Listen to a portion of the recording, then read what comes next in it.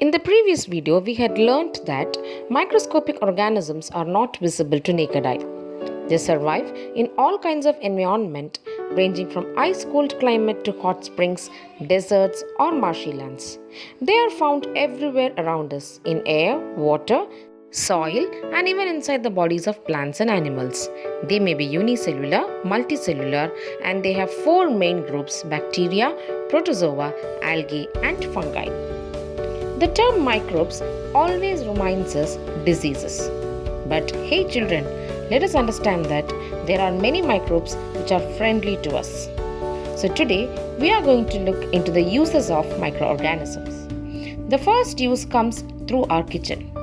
We all know how lactobacillus helps in the curdling of milk. Lactobacillus is a bacteria which turns milk to curd. An important ingredient of rava idlis and bhaturas is curd. Can you guess why? Yeast is a popular option for everyday bread baking. Yeast reproduces rapidly and produces carbon dioxide during its respiration. Bubbles of this gas fill in the dough and increases the volume. This helps in making the bread, cake or pastries soft and fluffy. Certain bacteria are also involved in the making of cheese, pickles and many other food items.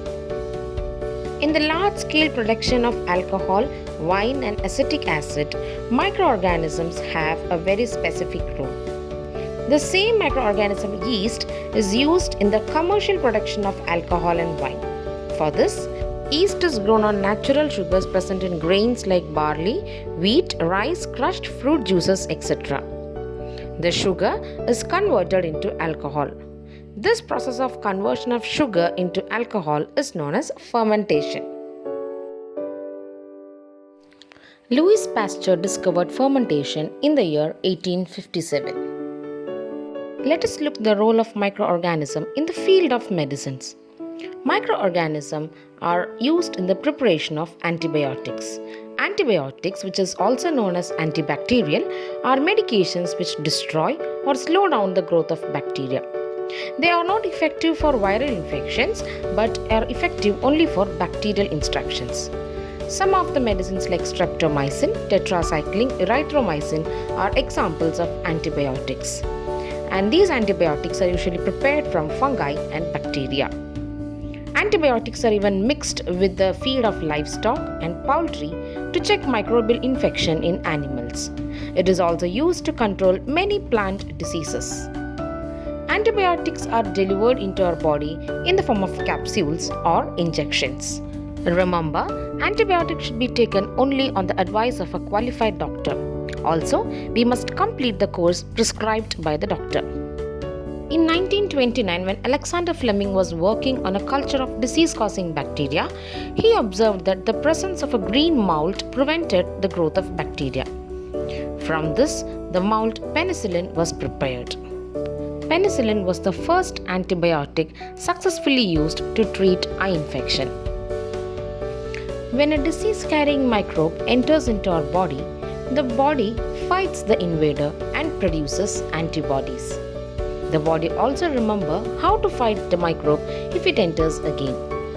So, if a dead or a weakened microbe is introduced in a healthy body, the body fights and kills them by producing suitable antibodies. The antibodies remain in the body and we are protected from disease-causing microbes. This is how a vaccine works. Several diseases like cholera, tuberculosis, smallpox and hepatitis can be prevented by vaccination. In our childhood, we must have given injections to protect ourselves against several diseases.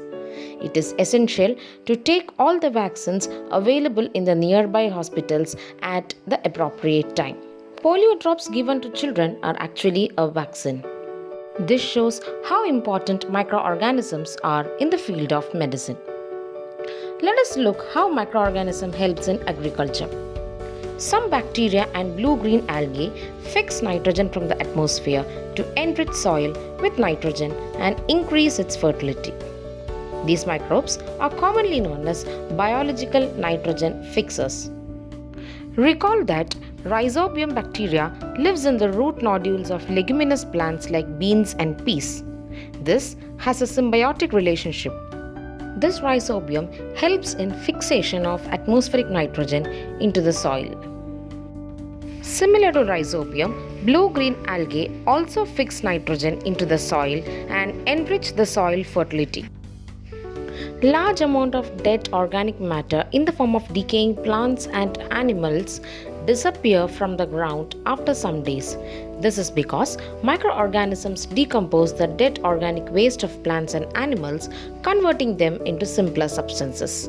Thus, microorganisms degrade the harmful and smelly substances present on the earth's surface and helps in cleaning up the environment.